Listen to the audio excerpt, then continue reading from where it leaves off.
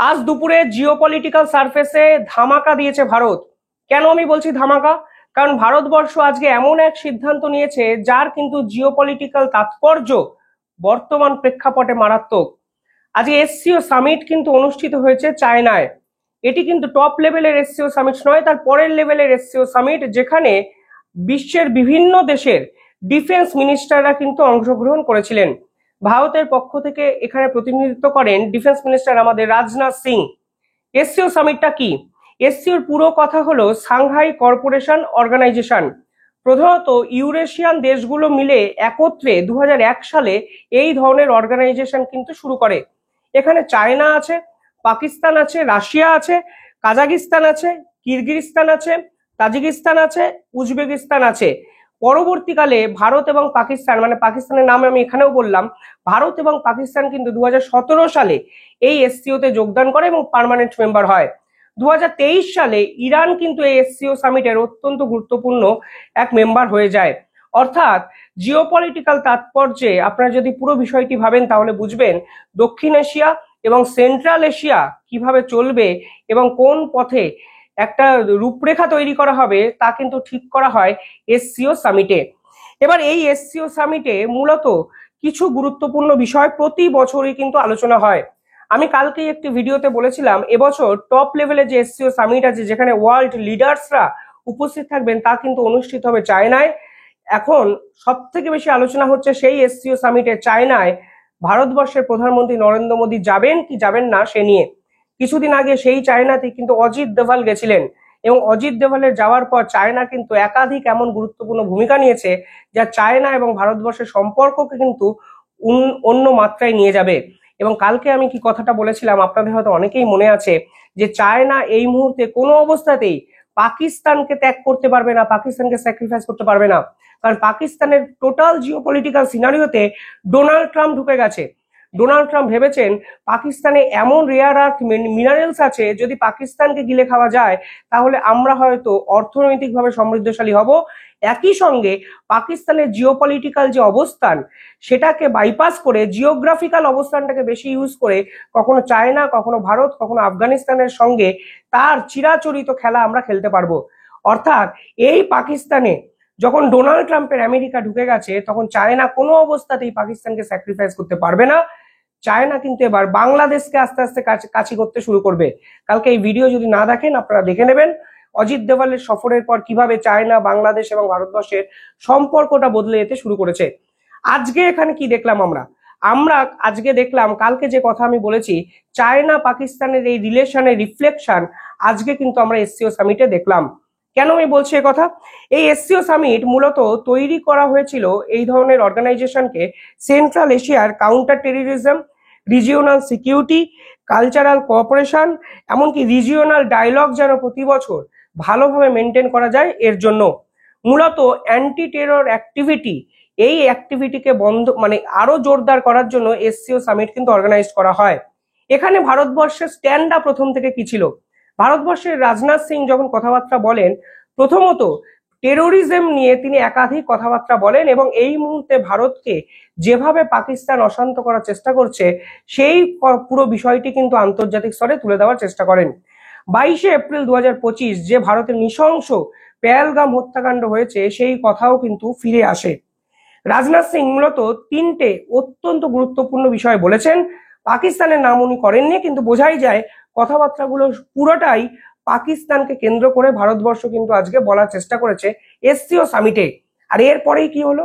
চমকে যাওয়ার মতো দৃশ্য। রাজনাথ সিং টেরোরিজম নিয়ে কথা বলেন এবং একটা অত্যন্ত ইন্টারেস্টিং লাইন বলেন যে some countries used cross border terrorism as an instrument of policy. অর্থাৎ পাকিস্তানের নাম করে তিনি বলেছেন এই যে সন্ত্রাসবাদকে পাকিস্তান বর্তমানে নাকি ইনস্ট্রুমেন্টাল পলিসি হিসেবে ব্যবহার করে, অর্থাৎ নীতি নির্ধারক যে পলিসি একটা দেশ তৈরি করে তার একটা গুরুত্বপূর্ণ পার্ট হিসেবে ব্যবহার করে। অর্থাৎ পরিষ্কার বোঝা যাচ্ছে পাকিস্তানের জিওপলিটিক্যাল পলিসি মানে ভারতকে অশান্ত করো এবং অশান্ত করার জন্য টেরোরিজম অ্যাক্টিভিটিকে গুরুত্ব দাও। তিনি আরো একটা অত্যন্ত গুরুত্বপূর্ণ কথা বলেন যে অনেক টেরোরিস্টকে অনেক দেশই নাকি স্টেট অফ অনার দেয়। অর্থাৎ ভারত যখন জঙ্গি ঘাঁটিগুলোকে বেছে বেছে পাকিস্তানে উড়িয়ে দিয়েছে, তারপরে কিছু ছবি আমরা দেখতে পেয়েছিলাম যে ওখানে যারা নিহত হন তাদেরকে পাকিস্তান সেনাবাহিনীর পক্ষ থেকে রাষ্ট্রীয় মর্যাদায় শেষ বিদায় জানানো হয়, যা কিন্তু ভারতবর্ষ আজকে এসসিও সামিটে বলেছে। পরবর্তীকালে এটাও ভারতবর্ষ বলেছে যে India has right two attack the terrorist to defend our self, অর্থাৎ ভারতবর্ষের সর্বক্ষেত্রে এই অধিকার আছে যে টেরোরিজম অ্যাক্টিভিটির জন্য একদম টেরোরিস্টদের শেষ করে আসা, এবং বোঝাই যাচ্ছে অপারেশন সিন্দুরের এই পর্বটা এসসিও সামিটে উঠে আসে। এতটা তো ঠিক ছিল। পাকিস্তানের পক্ষ থেকে কি উঠে আসে? বালুচিস্তান ইস্যু উঠে আসে। তারা বালুচিস্তানের জাফার এক্সপ্রেসের যে অপহরণ করা হোক, জাফার এক্সপ্রেসের পরবর্তী সময় যে মিলিটারিদের উপর বালুচিস্তান লিবারেশন আর্মি যেরকম হত্যালীলা চালিয়েছে সেই প্রসঙ্গ হোক, এমনকি তারা বলে বালুচিস্তানকে কেন্দ্র করে বাইরের কোনো শক্তি নাকি এই পুরো বিষয়টিকে কন্ট্রোল করার চেষ্টা করছে, এবং বালুচিস্তানের এই ঘটনাকে তারা অ্যাজ এ টেরোরিস্ট অ্যাক্টিভিটি হিসাবে এস্টাবলিশ করতে চাইছে। দুপক্ষের কথা দুপক্ষের মতো বলে। পেহেলগাম নিয়ে পাকিস্তান একটা শব্দ বলেনি। পেহেলগামে হত্যাকাণ্ডের সাথে পাকিস্তান যে সরাসরি যুক্ত আছে তা ভারত আন্তর্জাতিক স্তরে প্রতিষ্ঠিত করে দিয়েছে। রাষ্ট্রসংঘের মতো জায়গায় পরিষ্কার বোঝা গেছে এই যারা আক্রমণ চালিয়েছে টিআরএফ, তারা তো আল কায়দা, লস্করি তৈবার মতো সংগঠনের প্রক্সি গ্রুপ, এবং সেখানে যে কমিউনিকেশন চ্যানেল ব্যবহার করা হয়েছে তাও তৈরি করা হয়েছে পাকিস্তান, এবং পাকিস্তান আর্মি নাকি এই কমিউনিকেশন সিস্টেম ব্যবহার করে। আজকে এসসিও সামিটে ভারতের পক্ষ থেকে এই কথাবার্তাগুলো বলা হয়। আপনারা জানেন একটা সামিট শেষের পর একটা রেজলিউশন পাস হয়, কে কোন কথা বলেছে এবং সর্বসমক্ষে সেই রেজলিউশনটা সই করা হয়। অতীতে এই রকম রেজলিউশন সই করা হয়েছে এবং এটি একটি ঐতিহাসিক দলিল হিসাবে থেকে যায়, ভবিষ্যতে এটা কাজে লাগে পড়াশোনার ক্ষেত্রে। এই রেজলিউশন যখন সই করা হয় তখন ভারত অদ্ভুত এক জিনিস দেখে। কি দেখে? দেখে যে এই রেজলিউশন থেকে পেহেলগামের পর্বটাকে বাদ দিয়ে দেওয়া হয়েছে। আপনারা ভাবুন, ভারতবর্ষে জঙ্গি আক্রমণ হলো, ভারতবর্ষের সন্ত্রাস হামলা হলো, ভারতবর্ষের ডিফেন্স মিনিস্টার সর্বসমক্ষে পেহেলগাম হত্যাকাণ্ড নিয়ে আন্তর্জাতিক স্তরে কথাবার্তা বললেন, অথচ রেজলিউশনে পেহেলগামটাকে বাদ দেওয়া হয়েছে। আরো চমকে যাওয়ার মতো দৃশ্য হলো এই রেজলিউশনে বালুচিস্তান পর্বটাকে ঢুকিয়ে দেওয়া হয়েছে। কেউ বা কারা ভারতের পিছনে ছুরি মেরে বালুচিস্তান পর্বটাকে ঢুকিয়ে দিয়েছে, এবং এই বালুচিস্তানকে অ্যাজ এ টেরোরিস্ট অ্যাক্টিভিটি হিসাবে আন্তর্জাতিক স্তরে পাকিস্তান যে দেখাতে চাইছে, সেই পাকিস্তানের চাহিদাটাকে কোনো না কোনো ভাবে ষড়যন্ত্রের দ্বারা এসসিও সামিটে এইটা কিন্তু মানে রিফ্লেকশন করা, মানে পাকিস্তান যেটা বলছে সেটাকেই অগ্রাধিকার দেওয়ার একটা চেষ্টা কিন্তু করা হয়েছিল রেজলিউশনে। এবার ভারতবর্ষ কি করবে? ভারতবর্ষ প্রতিবাদ স্বরূপ ওই পুরো এসসিও সামিট থেকে চলে এসে রেজলিউশনকে সই করেনি। অর্থাৎ ভারতবর্ষ বুঝিয়ে দিয়েছে তোমরা যখন এই সিদ্ধান্ত নিয়েছো যে বালুচিস্তানটা টেরোরিস্ট অ্যাক্টিভিটি, এবং তোমরা ভাবছো বালুচিস্তানের পিছনে অন্য কোনো দেশের ইনভলভমেন্ট আছে, এবং পাকিস্তান বারবার যা বলেছে যে বালুচিস্তান ইন্ডিয়া করাচ্ছে, বালুচিস্তান করাচ্ছে, পাকিস্তানের পার্লামেন্ট অব্দি বিভিন্ন ক্ষেত্রে ভারতবর্ষকে দায়ী করেছে এই বালুচিস্তানের জন্য। পার্লামেন্ট ছেড়ে দিন, পাকিস্তান প্রধানমন্ত্রী স্বয়ং বলেছে বালুচিস্তানের ঘটনার পিছনে ভারত দায়ী, এবং বিভিন্ন ইস্যুতে জাফার এক্সপ্রেসের ঘটনা বলুন, আর্মি হত্যা বলুন, সবকিছুর পিছনেই ভারতের অভিসন্ধি খুঁজে পায়। তোমরা পাকিস্তানের এই যে ন্যারেটিভ, সেই ন্যারেটিভটা ইউরেশিয়ান কান্ট্রিদের সামনে এস্টাবলিশ করার চেষ্টা করছো, যেন পরবর্তীকালে G20 যে মিটিং হয় ভারতবর্ষ যেন কিছুই বলতে না পারে। এই অভিসন্ধি ভারতবর্ষ ভেস্তে দিয়েছে, এবং ভারতের ডিফেন্স মিনিস্টার সই করেনি এসসিও সামিটে।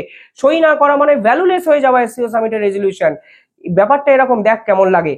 তোমরা আমাদের কথা শুনবে না, আমাদের পিছনে ছুরি মারবে, পাকিস্তানকে অগ্রাধিকার দেবে, টেরোরিজমকে অগ্রাধিকার দেবে, অথচ এসসিও সামিটের আমাদের ডাকবে এবং আমাদের কথাবার্তাগুলোকে গুরুত্ব না দিয়ে অফিসিয়াল ডকুমেন্টে সই সাবুদের জায়গায় নিয়ে যাবে না। এই রকম জায়গায় ভারতবর্ষ বর্তমানে নেই।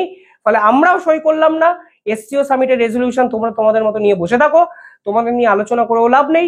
আমরা আমাদের স্ট্যান্ডে সদা সতর্ক থাকবো, এবং আমরা শেষ মুহূর্ত অব্দি সেই স্ট্যান্ডটাকে বজায় রাখবো। সে এসসিও হোক, G20 হোক, জাতিসংঘ হোক, ওয়ার্ল্ড ব্যাংক হোক, IMF হোক, আমাদের প্রথম থেকে যে ভার্সন ছিল শেষ দিনও সেই ভার্সন। পেহেলগাম হত্যাকাণ্ডকে টেরোরিস্ট অ্যাক্টিভিটি হিসাবে আন্তর্জাতিক স্তরকে স্বীকৃতি দিতে হবে। সেই স্বীকৃতি তোমরা যদি না দাও, ভারতবর্ষ তোমাদের সাথে কোনো সম্পর্ক রাখবে না।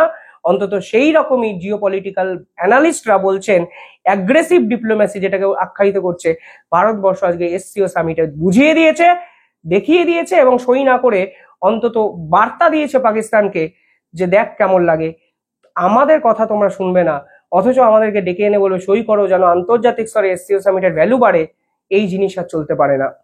আপনারা কিভাবে দেখছেন পুরো বিষয়টি কমেন্টে জানাবেন। ধন্যবাদ।